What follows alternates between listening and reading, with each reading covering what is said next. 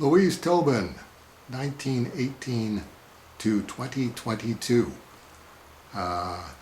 Singer helped discover Sinatra.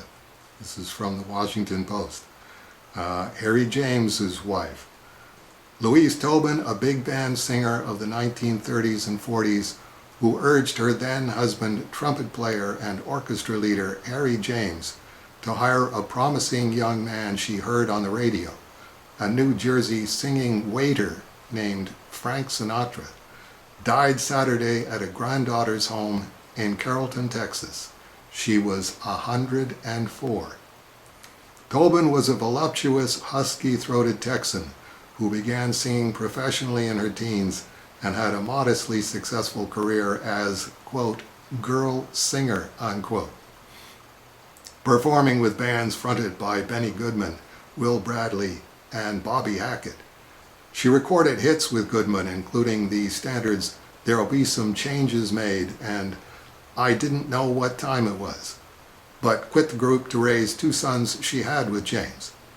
We were more trying to establish Harry than we were trying to establish me, she recalled to the Dallas Morning News. James had recently left the Goodman Band to start his own outfit and needed a male singer.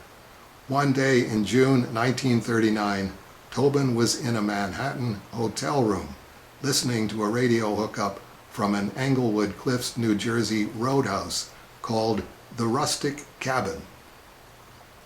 She roused her husband from his nap. I heard this boy singing and I thought, there's a fair singer, she told jazz historian Will Friedwald.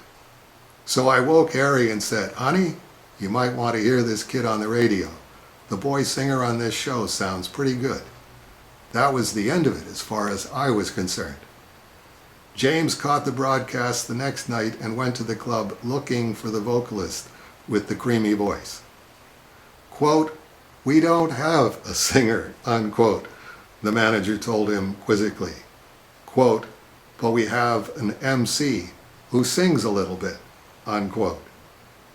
Mary Louise Tobin was born November 11th, 1918 in Aubrey, Texas. The day that the war ended, November 11th, 1918. In Aubrey, Texas, one of 11 siblings raised by her widowed mother. Louise sang for local community groups and at 14 won a talent contest on a CBC radio station in Dallas, having to stand on a carton to reach the microphone. Within a few years, she joined a regional band that also featured James as lead trumpeter. They married in 1935. She was 16, he was 19. After their divorce, Tobin spent several years working in Los Angeles with bands led by pianist Emil Coleman and trumpeter Ziggy Elman before returning to Texas. She married jazz clarinetist Michael Peanuts Hucko in 1967 and performed with him for 3 decades.